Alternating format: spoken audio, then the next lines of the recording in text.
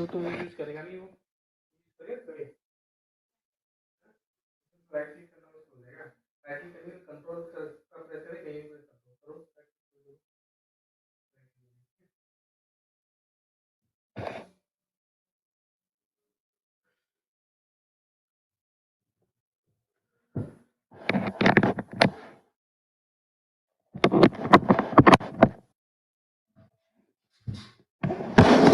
कर दूं फिर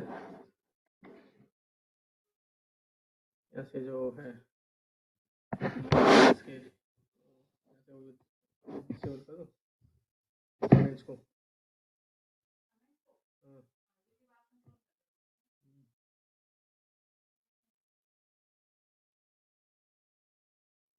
कंट्रोल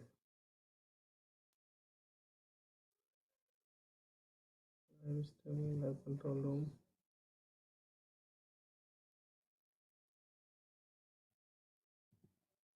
अभी आ रहा है ना comments we will start once से स्टार्ट करेंगे ना तो मैं यहाँ से कर दूँगा मैंने कंट्रोल रूम में कर लिया है तो इसको यहाँ से करके एडिट ऑडियंस यस इसमें इस पर किड्स मैं अपडेट कर दूँगा वीडियो तो तुरंत हो जाएगा यहाँ से ठीक है ऐसे ये हो ही रहा है तो इसमें मैं तुम्हारा नाम चेंज कर देता हूँ डॉक्टर पूजा जी सही कर देता हूँ यहाँ पर ठीक है सेटिंग प्रोफाइल ये सही ठीक है तुम उसको नाम कर लेना ये साथ में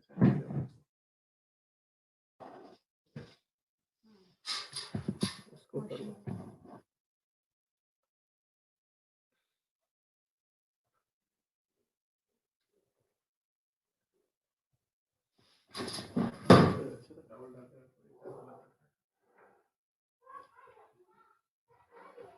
निकाल दो ना चलेगा ये बैकग्राउंड में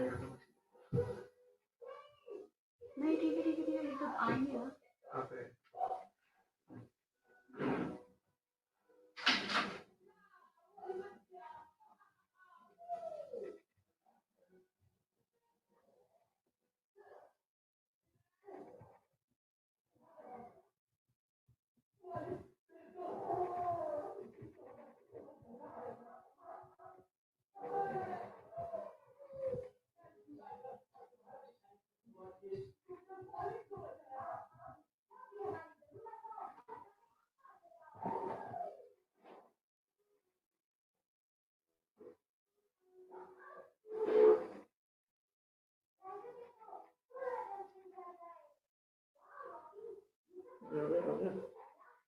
अच्छा अच्छा इसमें एक 60% चल रहा है ठीक है ये हो गया लाइव स्ट्रीमिंग चल रही है कमेंट्स आ रहे हैं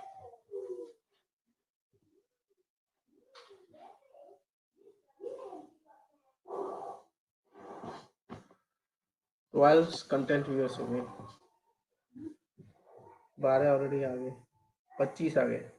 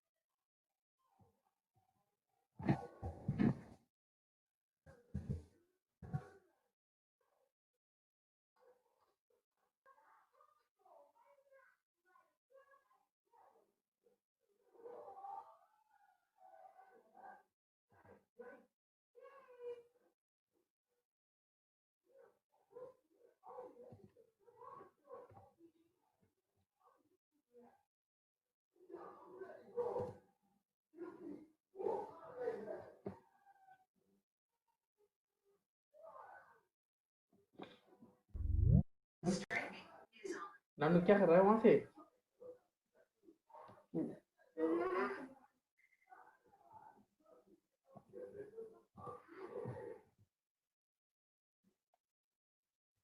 यहाँ से लाइव, तुम वहाँ से लाइव स्ट्रीम कर रहे हो क्या?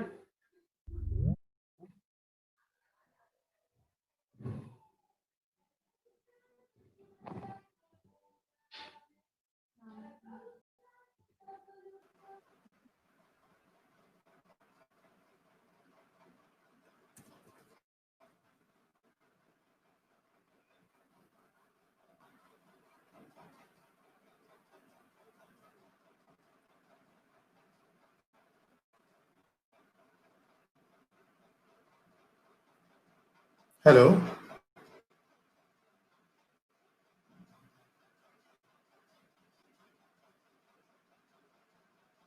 Hello.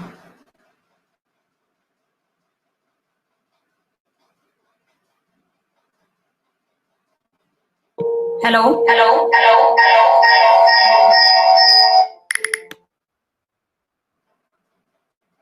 Hello.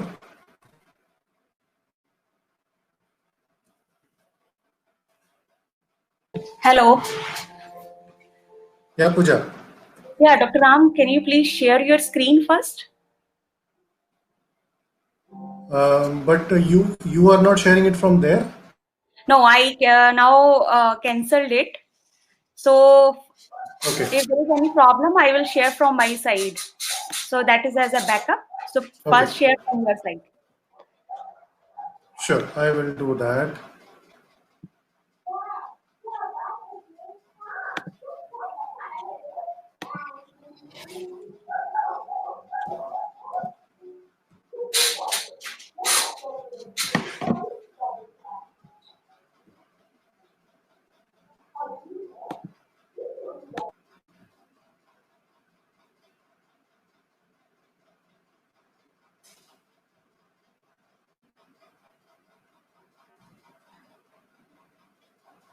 Hello.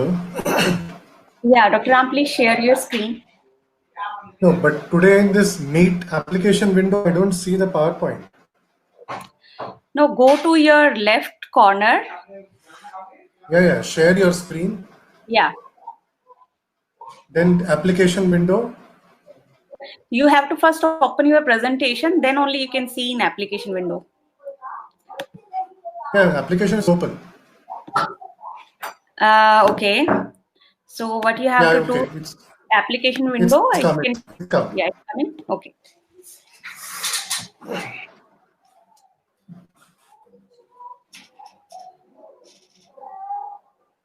Yeah, can you do it in full mode now?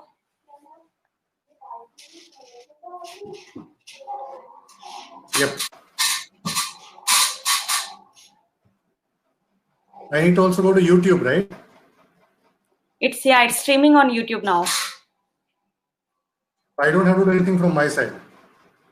Pardon? I don't have to go to YouTube in that No, case. no, no. No, you don't have to do. You have to just make your presentation full screen. I have made it. Okay, I'm just waiting for it to come as a full screen. जिच्छी का भी नहीं है, Huh? कोई जिच्छी का भी नहीं आया full ना screen. अच्छे से ये नहीं।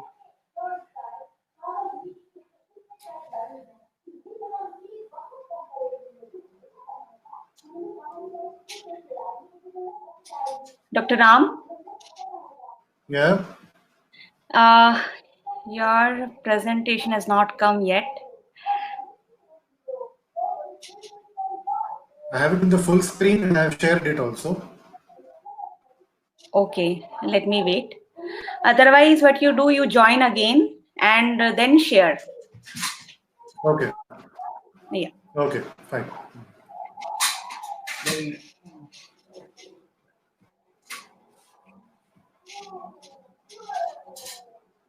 मीट करोगे तो मैं बताता हूँ क्या करना है उसको जब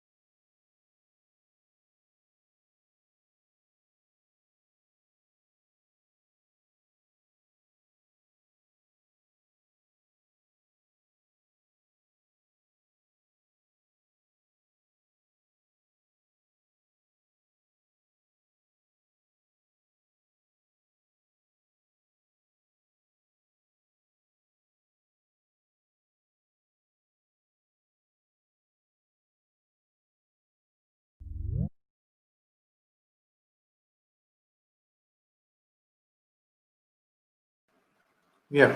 Yeah.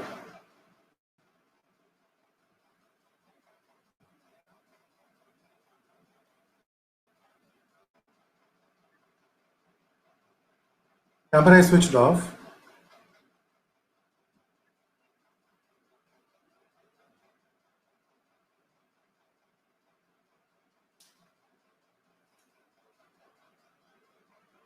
Are you seeing it?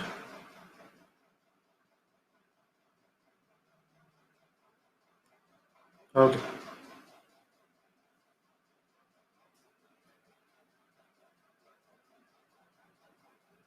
Yeah.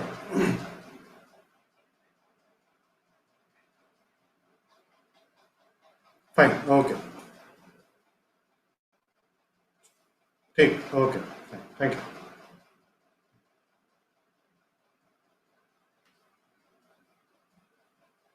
Okay. Fine.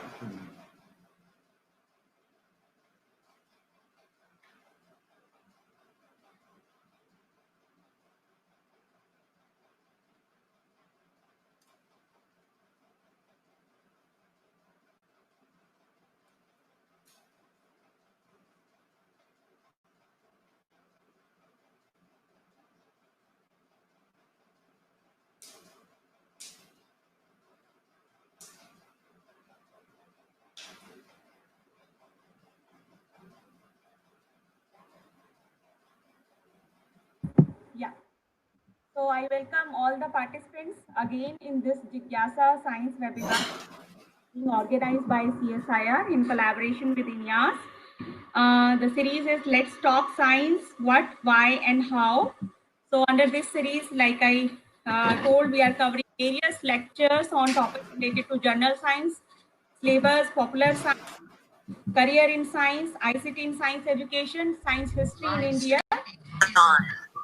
So there are some instructions for the participants. There is some instruction for the participants that they can put their question on csiojigyasa@gmail.com. Also, they can put their question in the chat box once talk is over. So today we have Dr. V. Ramanathan with us. Dr. V. Ramanathan is a faculty in chemistry at IIT BHU. He did his PhD from IIT Kanpur, postdoc from Seoul. His current research is focused on using Raman imaging for biology and medicine. He is a Fulbright scholar and served as a member of National Core Committee of INEAS. So with this, I would request Dr. Ram to start with today's topic. So Dr. Ram, now it's over to you. You can start with your lecture, please. Thank you, Dr. Pooja. I hope I'm audible. Here. I hope I'm audible. Hello. I hope I'm audible.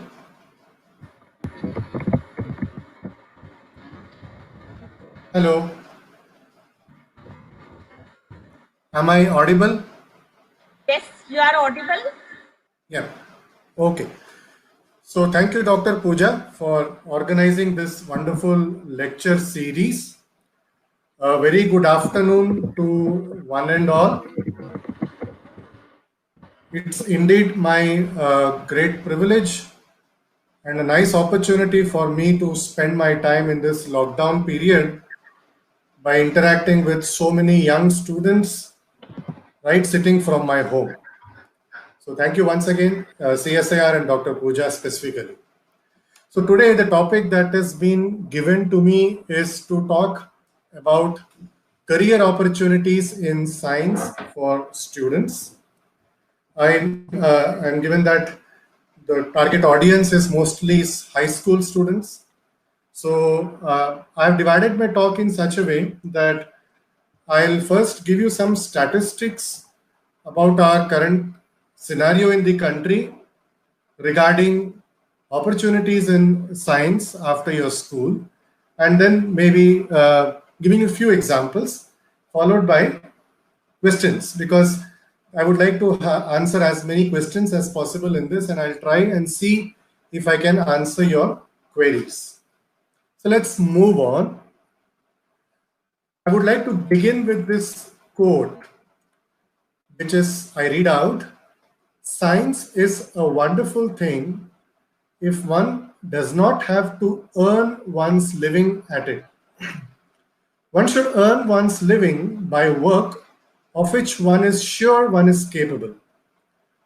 Only when we do not have to be accountable to anybody can we find joy in scientific endeavor. And can you guess, or in your mind, who would have told this quotation? I give you 5 seconds and pat your back if you have got the answer right. It's none other than our friend Albert Einstein. Now, why I have put this quotation is that he said science is a wonderful thing if it is taken up not as a source of one's livelihood. Meaning, if science is a source of one's livelihood, then actually there is not much of charm in it. So why am I quoting this in the very beginning of my talk is that this is quite opposite. The philosophy expressed by Einstein about pursuing science is very much opposite to the theme of the talk that I'm trying to present, which is in fact earning a livelihood by pursuing science. So the very beginning itself, I would like to introduce this paradoxical framework that science as a career is a completely different phenomenon, a completely different concept compared to science for the sake of science itself. So having introduced to you this paradoxical background,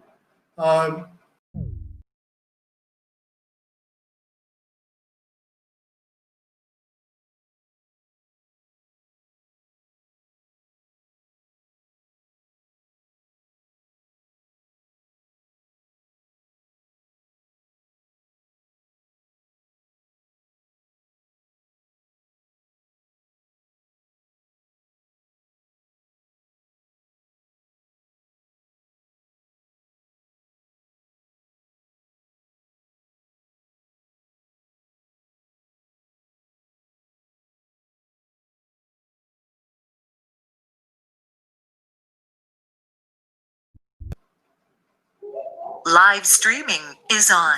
Yeah, please go ahead. Yeah. Yeah. So sorry for that technical break. As I was saying, I have divided my talk in these outline.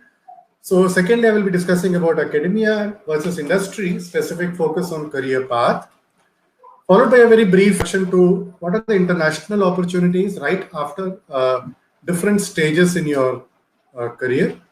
And finally, and most importantly, I'll be introducing, albeit very briefly, about startup opportunities that we have. So going ahead, as I said, first I'll be dumping a few statistics on you to impress upon, to lay the context where we are actually. So here you see a table, and I would like to specifically focus attract your focus on the higher secondary and postgraduate and above degrees. As you may see that there has been a steady rise in the numbers. So what you see is as 19,067, and this have to be again multiplied by 1,000. So these figures have been almost doubled in the last at least 30 years, 25 to 30 years. Similarly, also is in the case of higher secondary and in the case of postgraduate and above degree courses. You can see that there has been an order of magnitude change in the number of students enrolling. So, but that again, this is what is referred to as a gross enrollment ratio. But in an international, on the international platform, you can also see where we stand compared to countries like United States of America, Russia, UK, France, Malaysia, and so on and so forth. So our gross enrollment ratio on a national scale has a lot to catch. But within the country, in the last 25 to 30 years, there has been tremendous movement increasing the gross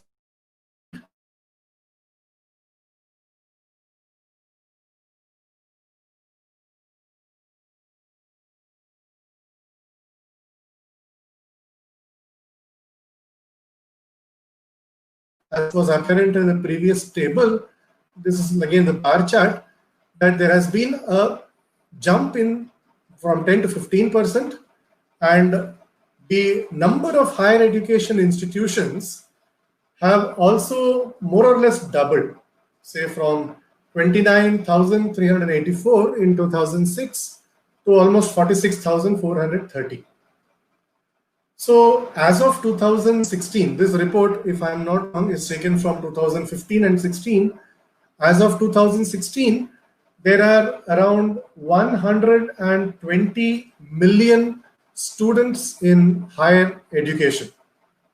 So you can see the numbers here, and it was estimated in 2016 that by 2020, that is this year, around 220 million students would have finished school. And I believe some of you in the audience and many of your friends are in this category. Of this 220 million who will finish school in this year, nearly 150 million will opt for work and not higher education. So there we'll have to also see how the demography, the density of population is also changing. In order to assimilate this many numbers which are coming every year into the job market. So this is again a very challenging problem for our country, namely job creation, in order to absorb the graduates that are getting graduated every year from the educational institution. Another vital statistics you must note is that there are 135 million students in the primary school, and this is the largest primary school education system in the world.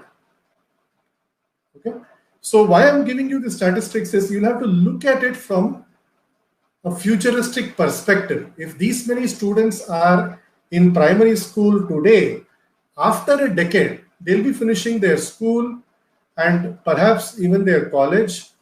And what is it that they have to do once they enter the society? So that's a big challenge that we'll have to face. And to face that challenge, that's the reason I'm bombarding you with these numbers, so that you can keep these numbers at the back of your mind. A very small deroute, but then I wanted to present this slide because this year specifically we are celebrating Women in Science year. So here on the left you see a graph where there is a steady increase of percentage of girl child in class 11 and 12 in the last 40 years. So if you start from 1980, which was about 30%, has now gone more than 40%. But this is not an absolute. Why? Because you'll have to look at it from the perspective of population pyramid, which I've presented to you next beside the graph. And I leave it as a homework for you to connect the data given in the population pyramid and the rise in the percentage of girl child enrolled in class 11th and 12th. So I would like you to take it up as a food for thought, as a homework, and maybe you can write to me or Dr. Pooja explaining this, the connection between the population pyramid and this graph. Moving ahead, some more statistics. This is the data or a statistics that I'm giving you, which talks about different distribution of students opting different academic courses or degrees, namely PhD, MPhil, postgraduate, undergraduate, PG diploma, certificate course, and integrated course. Mind you, this is overall statistics, not specific for science or any subject. Those will follow a little bit later. So I'll not dwell deeper into it. Just wanted to give you this in the perspective. Now, you must wonder if there is so much of increase in the gross enrollment ratio, there has to be a proportionate or a commensurate increase in the number of educational institutions in our country. And needless to say that there has been continuous growth in that as well. And this is the statistics as on 2016, describing or depicting before you the numbers of different kind of educational institutions that are operating in this country. And if you look at the growth point of view, yes, there has been steady growth from 425 number of government institutes in 2011 and 12 to 479 government institutes in the year 2015 and 16, and so also commensurate growth in the private educational institutions as well. This is the rate at which the universities have grown. Again, I'll not dwell deeper into it. This is something that you need to take a little bit seriously, that what is the percentage of students who get into different kind of institutions after the school. Again, I mind you, this is not specific for science, this is overall. So around 22.4% of colleges are there which are aided by the government. 13.8% are privately handled, and private unaided are 63.7%. And you can see the average enrollment per college as well. So these numbers have to be kept in mind, because as you can see, I have shown you previously, the gross enrollment ratio is only increasing every year. Now coming to the narrowed domains of specialization that we can have, say in the undergraduate level, that is immediately after the school. So but let's look at what are the colleges that we have in terms of the specialization. So we see that engineering and technology is just 6% of the entire gamut of specializations that our educational institution is able to offer. So under the general, which is 62%, is what is the science and arts. Arts, again, it is given separately, but then this is the broad umbrella on which the science avenues are also clubbed into. And if you look at the enrollment in the undergraduate level from students' point of view, this is a chart which clearly shows us what is the status. We have equal number of enrollment in both science as well as engineering, 16% each. And mind you, it was thanks to today's webinar and invitation by Dr. Pooja that this figure was known to me by when I was preparing this slide, that in our country, there is equal enrollment for both science as well as engineering. What is also surprising is that at the undergraduate level, the number of people who are getting enrolled are almost double compared to science or engineering, and that is nearly 36% of our students enroll at the UG level for arts, humanities, and social sciences. But this is, again, I am reiterating, this is at the undergraduate level. Look at it, what happens if at the PhD level. So science again takes an upper hand, which is 26.3%. It's not far behind, it's almost 24.2%. And what happened to social science?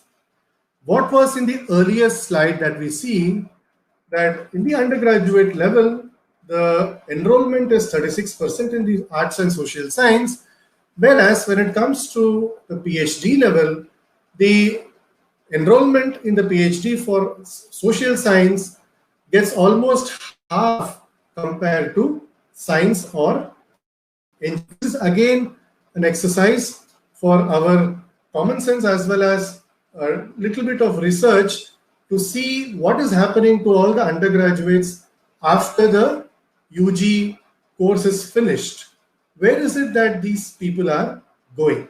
So that's again a big sociological research problem, but then I would like you to keep these numbers in perspective.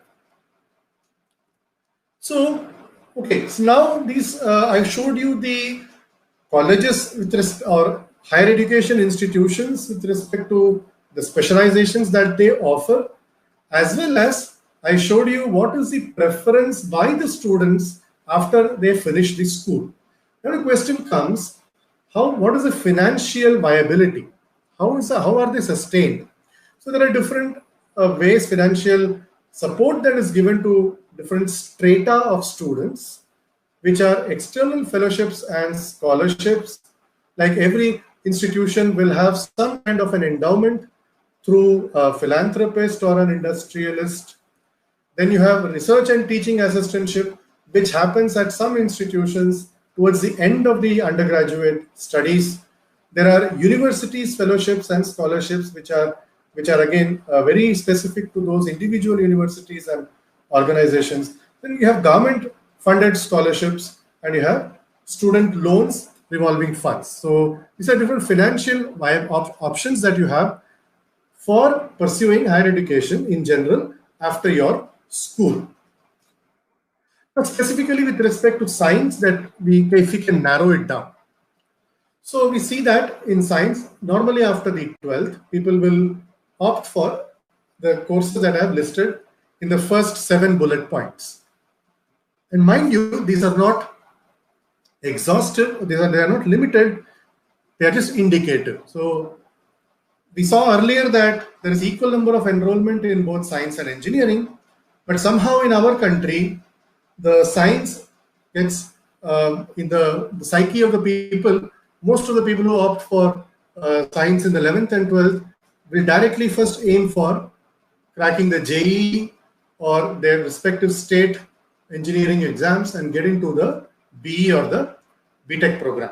So engineering is one of the options.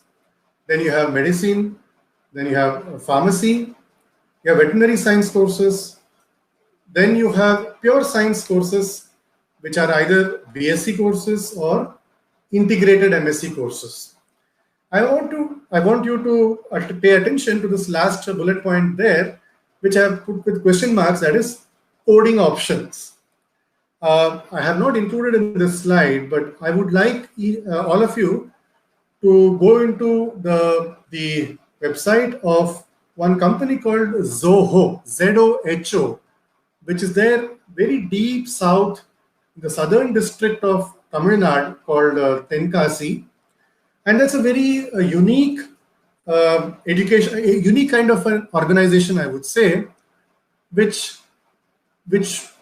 coaches, which kind of imparts training to students who are willing to join them or even who are school dropouts, specifically for coding and programming.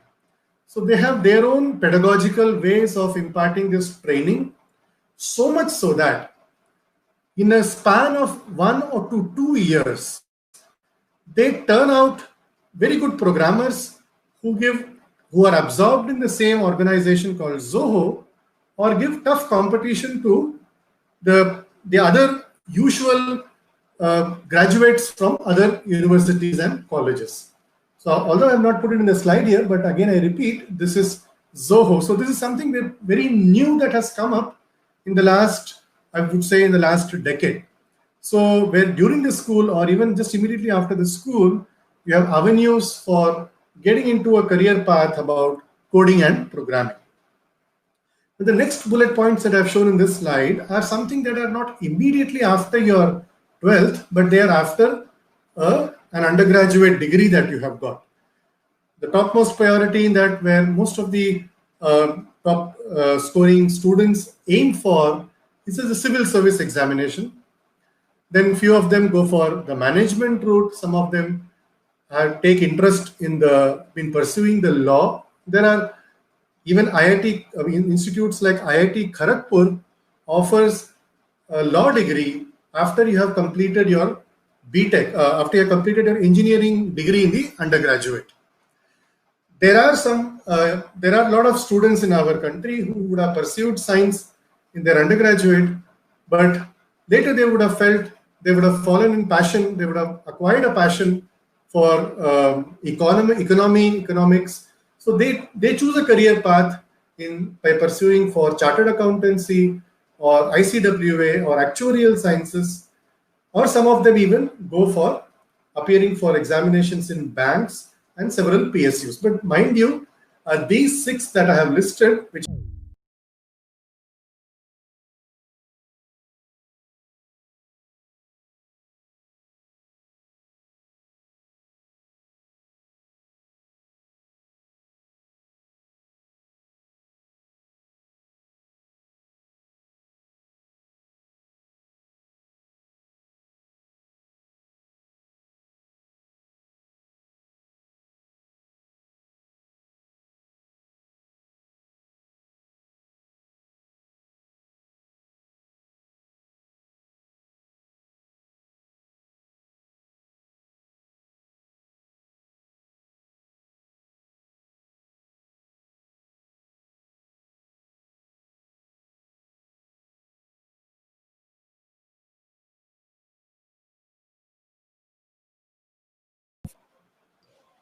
Live streaming is on. Yes, go ahead, please. Yeah, again, sorry for the technological glitch. I mean, these are the things that we have to live with, having a lockdown and having webinars. So again, as I was saying, these are the possible career paths for students who have chosen science in their 11th and 12th. And after even finishing, say their mind changes, what are the possible deviations that they can think of? Thank you. So now I kind of switch gears and talk a little bit about academia versus industry. So today, what is normally referred to as Industry 4.0, that's if you can look at their mandate. So what does it mean?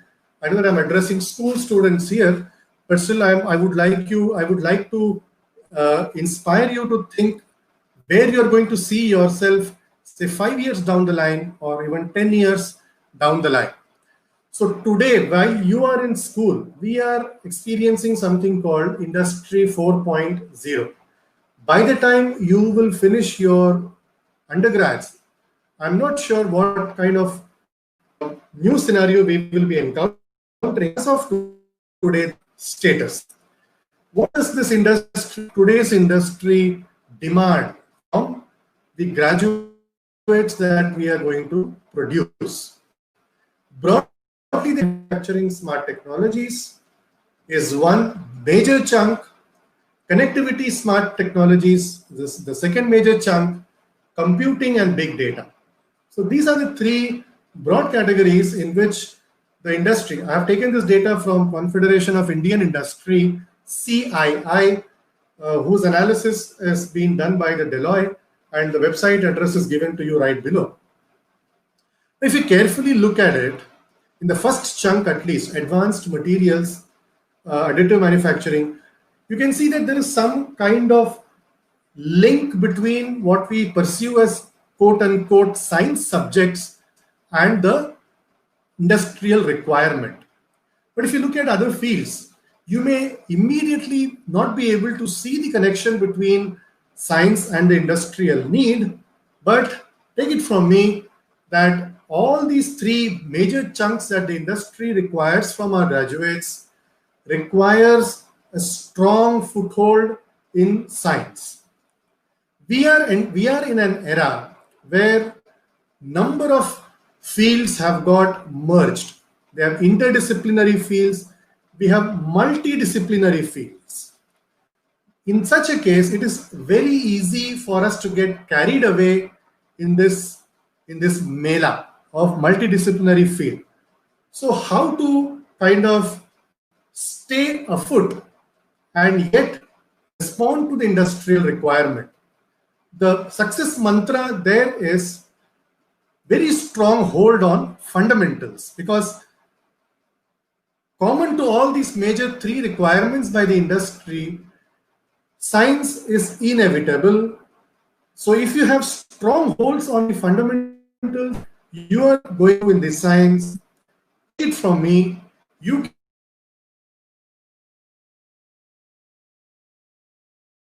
can in any of these.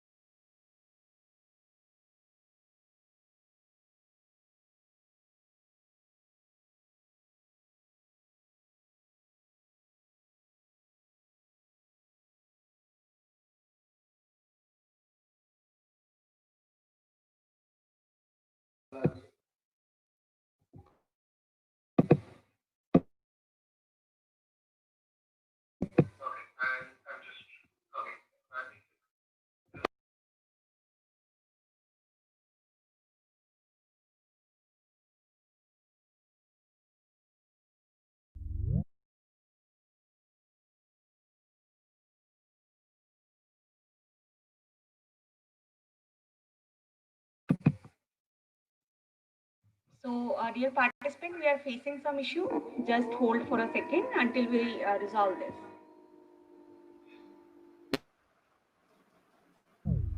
Hello?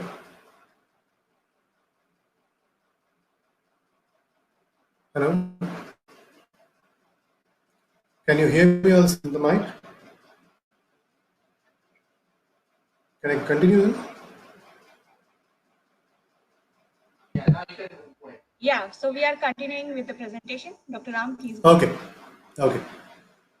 So I was saying is that if we have a strong foothold on the scientific fundamentals that we are studying, we will not get lost in this new era of highly interdisciplinary requirements, highly multidisciplinary requirements of the industry. And I think I was about to narrate a personal experience. That is where I think I was disconnected, and then repeat the same thing again. So all of us are going through a very desperate time period now, and under this COVID pandemic throughout the world. And yesterday, if you had paid attention to the news, the head of ICMR has come out to and has said that never in the history of the discovery of vaccine have humanity seen such a fast pace that within 3.5 months, a vaccine has gone into a human trial, which means that lots of researchers from different domains are working in a very synergistic manner in order to solve the problem that the humanity is facing. That was a global example to show you, and I'll give you one very personal example also as well. One of my students who is doing BTech in our institute, he's in an integrated MTech course and he's doing a project with me. He's in a chemistry department. But then using the his knowledge about machine learning, we had published and we had put it in the public domain as well. And looking at that, now my student has been approached by more than 2 companies for internship. So what I'm giving you an example is, even if you are pursuing basic science, if you are strong at the fundamentals, you can shape your career in any of these industrial demands. And mind you, again, I'm repeating, this is Industry 4.0 as on today when you are in your school. In the next 5 years, in the next 10 years, how this is going to evolve is something that we'll have to sit and watch. Because the pace with which the technology is developing, this is not a linear extrapolation that we can do. So this success mantra for this kind of a complex industrial demand is very simple. Be strong at your fundamentals, and your pursuing science at your school level with a strong foothold in your fundamental concept will place you in any of these industrial sectors that you would like to shape your career in the future. So as I was telling before, the Industry 4.0 as on today, the skill set that it demands are cognitive abilities, ICT, and content skills, complex problem solving, technical skills, resource management. Now, looking at these 6 skill set that the industry expects from any student, can you differentiate now between science or engineering? Definitely no. There is a big overlap between these 2 apparently distant fields that is merging every day, every passing day. And what the industry today requiring is only these 6 abilities, which any student, even a science student, can definitely hone the skill. Through a very small animation, I would like to show that perhaps 20 years back, science and engineering had some interaction, but then they were not very close to each other. And maybe 10 years back, they were indeed coming close. But today what we see is an indistinguishability, because what you require is a synergistic approach, not as a compartmental approach of science or engineering. It is kind of both very interdisciplinary, where even medicine, where I say science, it is even the medical science, where I know a lot of my personal friends who have pursued MBBS, followed by an MTech, followed by a PhD, and they are doing very well in their career path today. So this is the emerging jobs. When I say emerging jobs, it's as on today and in the few years to come. It's all, you may think of it as though it is only pertaining to computer science, or say what today, quote unquote, they call it as data science. But even a math student, or say a physical chemistry student, or a computational biology student who are familiar with statistical methods can improve their skill set in this direction and be a possible candidate for this kind of a job, emerging job market. So they are machine learning. And I would also take a small digression here and spend a few seconds upon the terminological uses. So words like data mining, machine learning, these are a buzzword that we hear on and on today. On the same hand, we hear the word like nanochemistry, nanotechnology. But then if you look at the history of science, when Faraday had, and the example that most people always quote for nano is the nano gold made by Faraday almost some 150 years back. And that time it was a colloidal science. So what our previous generations studied as colloid has been carried forward as nanoscience. Of course, it has had new avatars and new applications.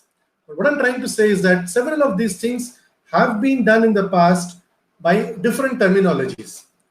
So those of you who are in maths or say in physics or physical chemistry, linear algebra and statistics is something that all of these students study.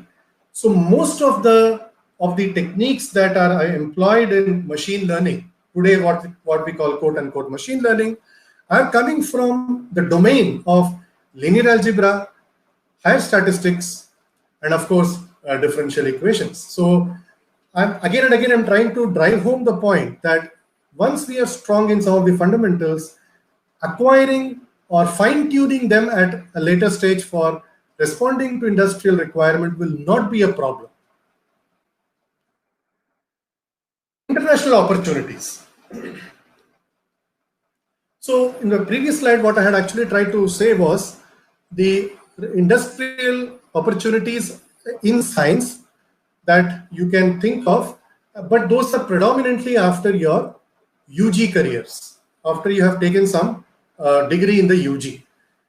In the industry, except for that Zoho industry, which I said, immediately after the 12th, to the best of my knowledge, there is no opening unless you adopt the route of startup.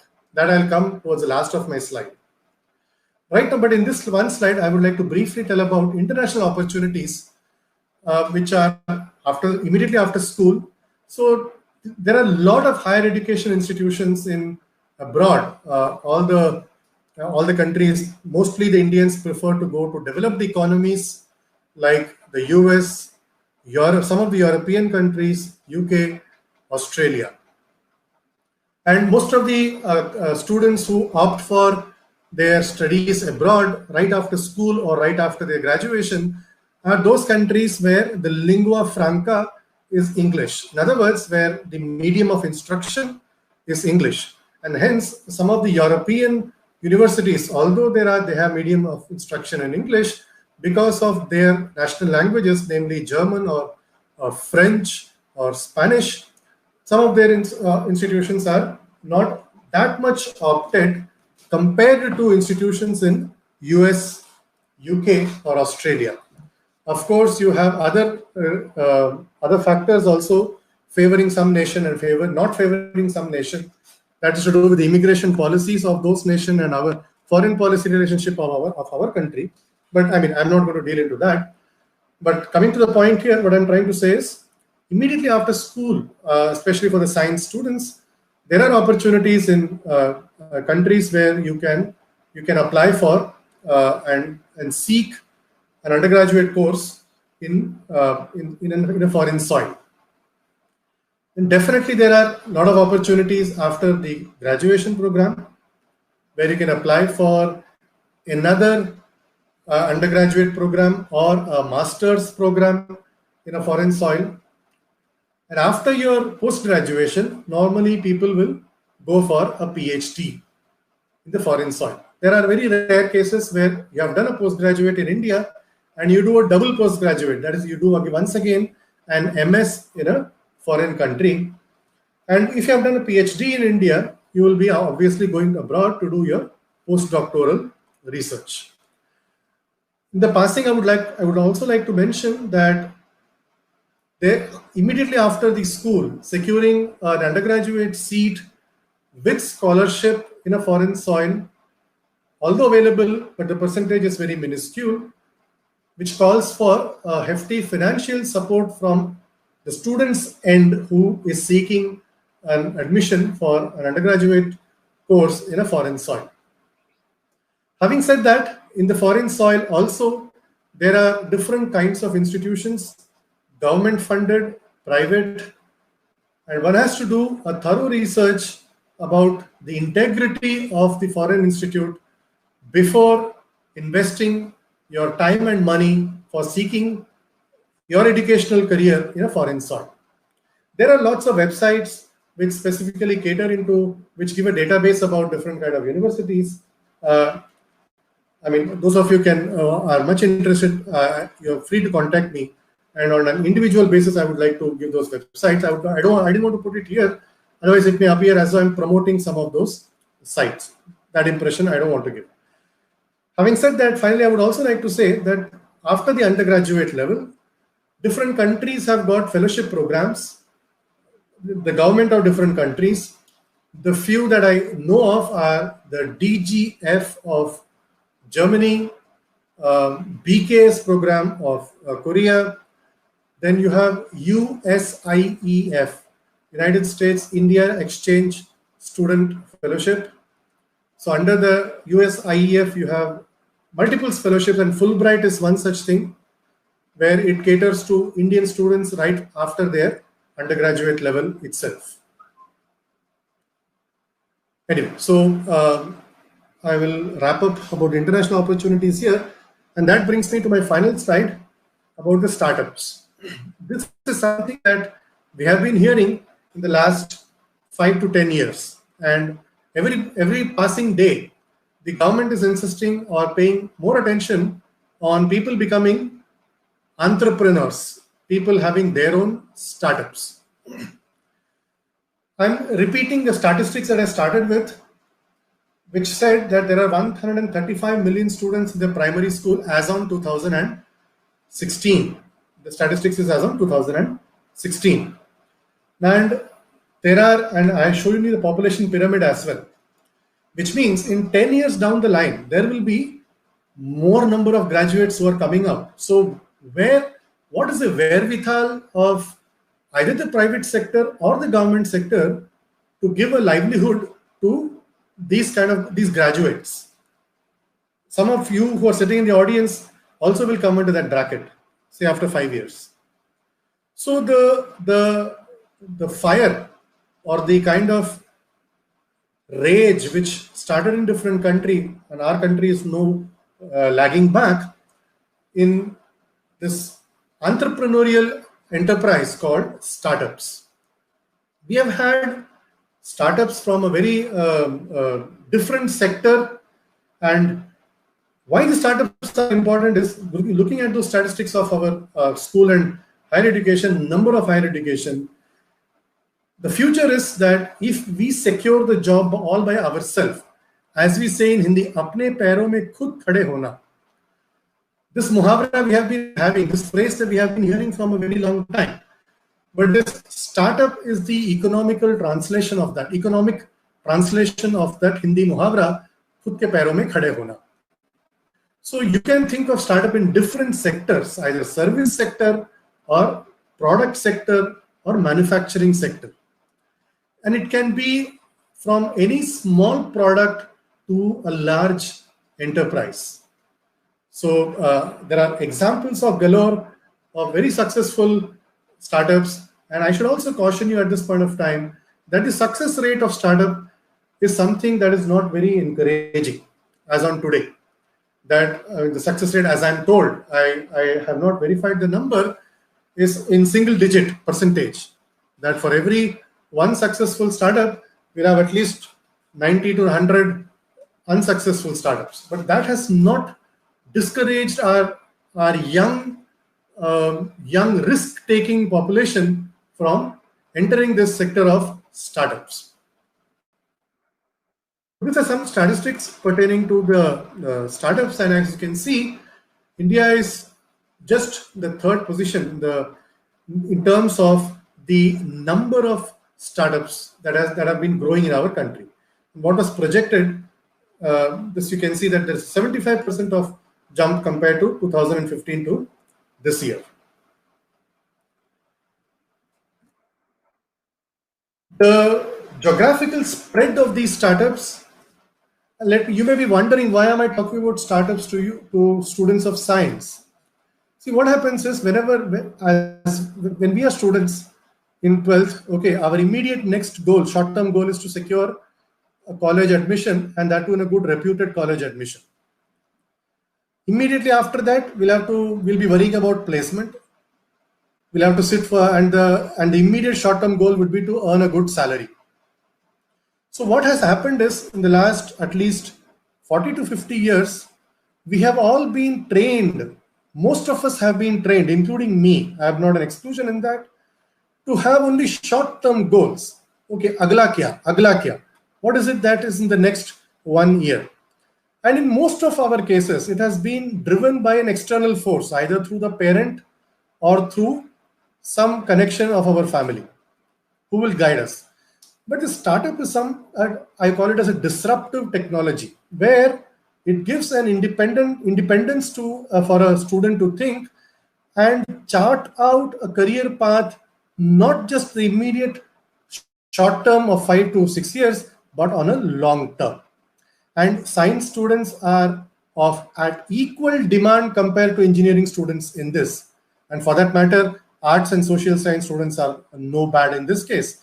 So every student who has got some creativity, some innovativeness, and the zeal to achieve, those are the basic requirements for startup. And as you can see, the demographic spread also in this, it is spread across the country. But then the top cities, namely the Bangalore, the National Capital Region, and Mumbai are the leading places where today's startups are concentrated. And specifically in cities like Chennai, Pune, Hyderabad, Ahmedabad, and Jaipur. But I'm sure with the drive and with the rate of growth of startups, the graph that I'm showing, the map that I'm showing you today would be as pervasive as COVID has pervaded India today. So this is again some statistics pertaining to the startups, and I would like to draw your attention today that the engineering students are on 35%, whereas other graduates, other postgraduate, which together make up around 25%, are also involved in the startups. And as you can see, the young population of 20 to say 40 years, they are the major chunk who are entering into the startup. And remember, with a startup, you are not accountable to anybody. You're only accountable to your own conscience and the law of the land. So you remember my earlier quote of pursuing science. If you're able to pursue science in the form of a startup, that is a wonderful and a matter of enduring joy, because you're not answerable to anybody but for your conscience and the law of the land. And you are also becoming a job producer and not just a job seeker. I would like to end my talk with this quotation. This is about C.V. Raman, and as all of you know, he is the only Nobel laureate that our country has produced. He had worked in our country, he had discovered the Raman effect, and he had got the Nobel Prize for that. After all of this, in one of his trips to Cambridge, he meets Rutherford, the famous Rutherford, whose name is associated with the gold foil experiment that you and I have studied in the school. He meets Rutherford, and in one of the casual talks in Rutherford, Raman says to him that, I quote, "It seems to me Cambridge is a place for play and not for study." Immediately Rutherford seems to have told, and I quote, "We do not try to grow bookworms here. We train men who can govern an empire." So you see the kind of, and this is something that I'm talking about in the early 30s. The interaction that has happened between the 1920s or in 1930s, and we're almost 100 years later. So we will, both our educational institutions, our mindset who are seeking education should be tuned or should be evolved in such a way that we just don't look at immediate benefits, but rather look at long-term benefits. As Rutherford said here, that we need to be trained, and our educational institution should train men who can govern an empire. With this, I thank you for your patience, and I would like to answer any question that you may have. Thank you. Thank you, Ram. So I request you to kindly switch on your camera so that we can start with some questions now. Sure. You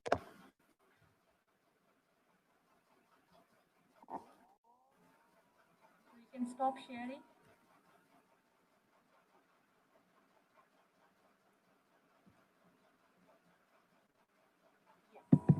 So there is first question which I can see from the chat box. What is your opinion about the Indian education system? Is there any need to update the system to impart practical skills rather than just cramming of the concepts? What is your opinion on this? Very good question. There are two broad parts to your question. Is there a need of improvement?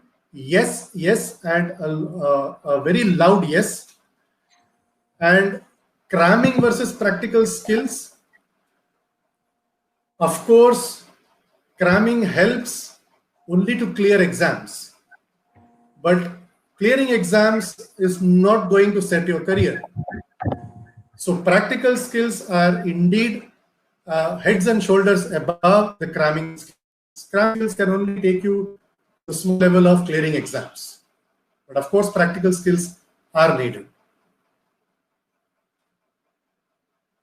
So the second question, what are the opportunity if a child choose both medical, like mathematics as well as biology? Right now it is optional. So in the current scenario, I think both subjects are compulsory. So what are the opportunity for a student who opt for both maths as well as biological sciences in their plus one, plus two? So even right now, it is not actually mandatory. I think to the best of my knowledge, CBSE gives an option to the school either to have maths, physics, chemistry, and language and computers, or biology, physics, chemistry. I mean, your option is given to you.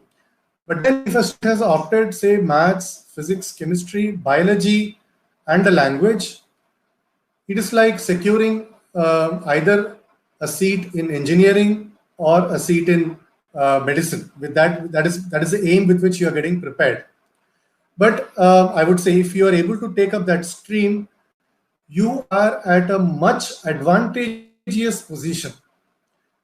And even if you choose, say, a career in science, with the knowledge, the fundamental knowledge of both math as well as biology, the sky is the limit to expand your knowledge horizon. And if you're able to get both of it in your school, more the better. So I don't see any, I see only advantageous position combination, and I don't see any disadvantage at this. Okay, so there is one question. What is scope of science in this competitive world?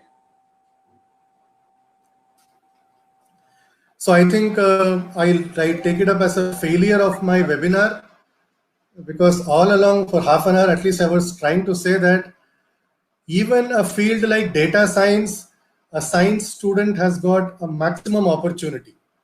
So there is, you have science students are having maximum scope in today's world, competitive world. Who else do you think will have a better scope, if not for the science students? Okay. So the another question which has been put by the participant, is there any relation between a doctor and a scientist? How they are related? Like, okay. Can a doctor... Wonderful question. That is, again, I'm sorry to say, it's one of the failures of our society in large and educational institutions that has not taken up R&D research that seriously. So much so that a youngster today is able to pose a question asking the relationship between a doctor and a researcher.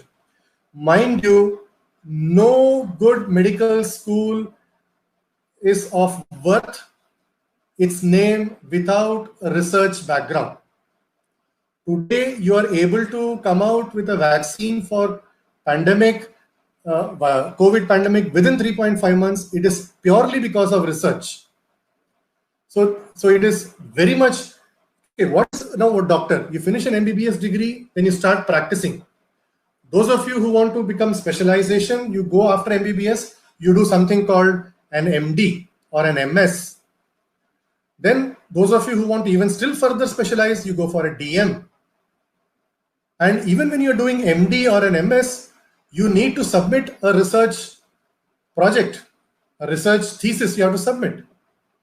But those of you who do not go for, say, MS or MD and start practicing right after your MBBS, you are right into the job market. You're just practicing what has been taught to you, and the research is being done by somebody else. So there is obviously a dire requirement for the practice of medicine and the research of medicine. And as I told you before, every good medical university, medical college of our country also is worth its name only because of the research that they impart. Thank you, Ram. There is another practical question asked by, is there any way that one can take admission in engineering courses on the basis of skills, not grades? Are there any such courses or such platforms? Okay, so this is again a very good question, and I'm sorry to say I have to cut a sorry face, because today, given the population, to give you just a number, every year the number of students who take JEE are something close to 15 lakhs. But how many engineering institutes do we have? Number of IITs, we have only 23, and around 40 or 30 to 40 we have NITs, and then you have even if you take maximum, we will end up having only few thousands of engineering institutes. So there has to be a filtering mechanism, and today, whether we like it or not, grades or marks have been the criteria of filtering. Yet, there are at least 2 institutes that I know of which do not cater or which do not pander to the requirement of grades and marks. One is in Gandhinagar.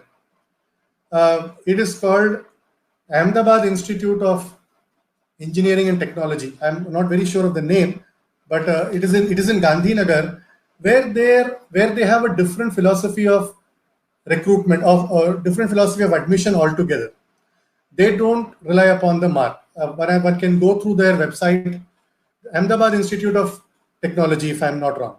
The second is, as I told you in my talk also, it is a Zoho.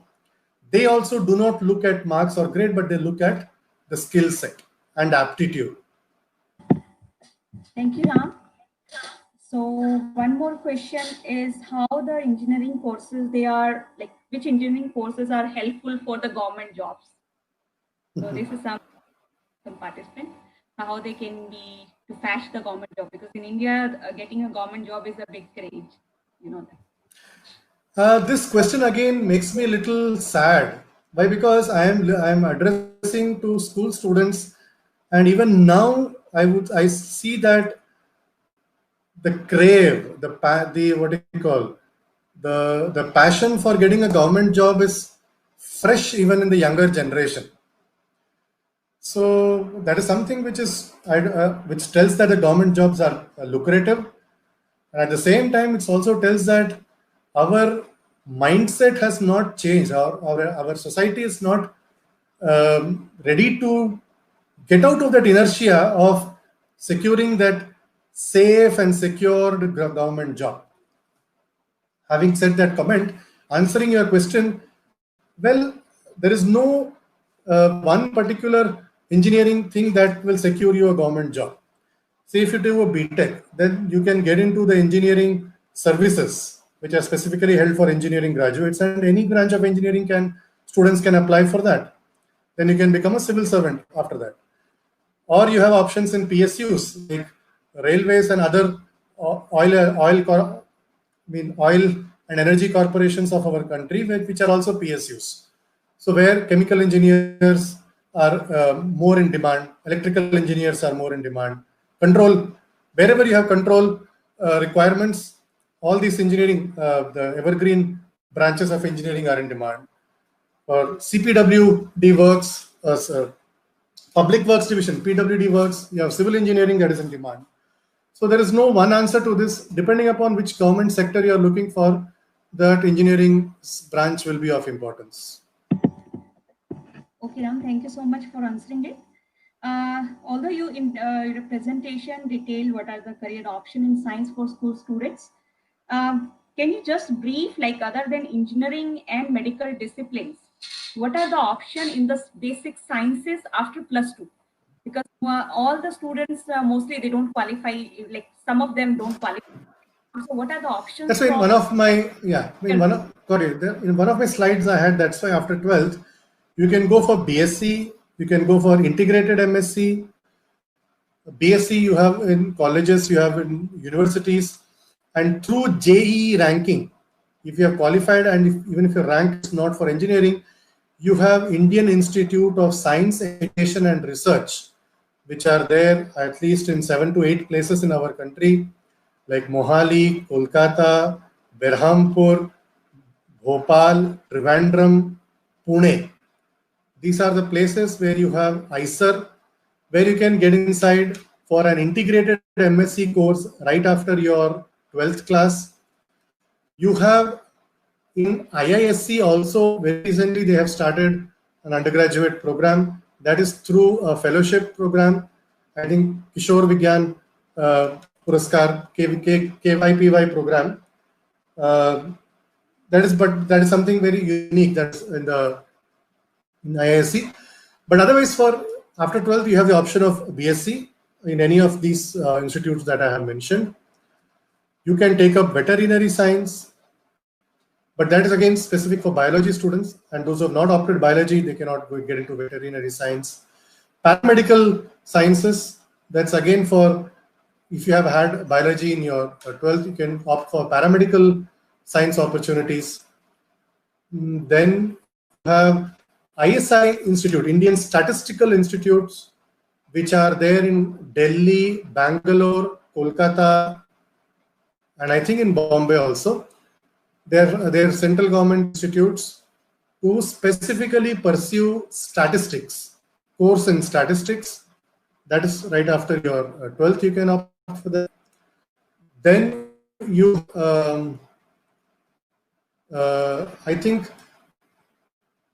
these are the pretty much institutes that I can immediately think of after 12th for science, pursuing your degrees. Okay, taking another last 2 questions. So can you put some lights on some diploma courses after +2? So yes, after +2, diploma courses people go for immediately after 10th class. After +2, it is quite, I have not at least come across many. So after 10th, normally people go for this diploma courses. And again, the diploma courses vary from the institutes that they offer. You have all the ITIs, Indian Technological Institutes, which are there in almost every district of our country, which offer vocational diploma in vocational courses, all the way up till reputed other conventional universities of offering diploma courses. So diploma courses per se are not a regular degree. Diploma are given in very specific subjects, very specialized domains, and they last for a very small duration, say maximum from 6 months to say 1 year. Some even go to 1.5 year. But very frankly speaking, from my personal experience, if you are aiming at a better career, getting diploma right after your 12th is not a good option. Maybe after your undergrad, if you want to value add your degree, you can do diploma. Right now, today, what we have as a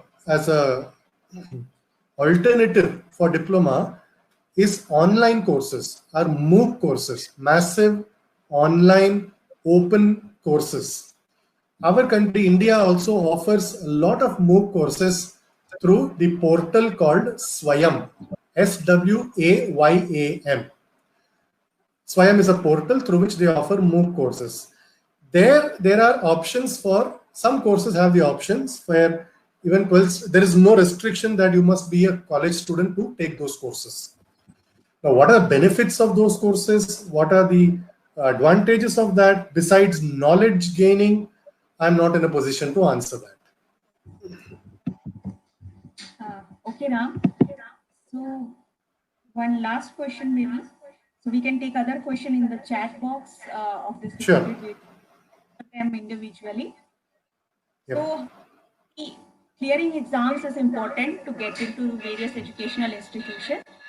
So what are the different ways the students can get the practical training? Because practical training is of highly relevance, whether it is school students or engineering students. Until they are not having technical skills, they are not competitive in the jobs, whether it is a government or a private sector. How they can get these practical skills in their schooling days and in their engineering days? I mean, this is a very good question, and we need a different seminar altogether on this topic. To give a very brief answer, all I can say is one has to really have a questioning attitude. See, in science also, there is a very beautiful German term called Gedanken, and there are a lot of descriptions of what are called as Gedanken experiment, which are called thought experiments. Now, why is it many across the country which not any respect for the lab courses, the practical part of the course? I know that the schools kind of bypass it. I make sure that the internal marks for the lab courses are given and the lab timings are used up for coaching towards a competitive exam. In such a scenario where students are like help victims, I'm sorry to use this term, but this is how I see them. All that the students can do and all that the student has got the capacity in them to do is to build that attitude. You should not stop questioning. Question yourself. Look at the logic. Statement is given. Say even the Ohm's law. V is equal to IR. You can cram it up, or you can cram that equation. You can even solve numericals on that. But how is it that related with the heat loss when the current is passing through the coil, when the current is passing through the conductor? How can we relate? The textbook may not be able to relate it to you. The teacher may not have explained it to you. But it is you as a student who should be able to question everything that you study. And let me tell you from my own personal example, questioning and understanding, the kind of understanding we get after questioning is equal to having that practical knowledge. Of course, it is not a replacement to do hands-on experiment and check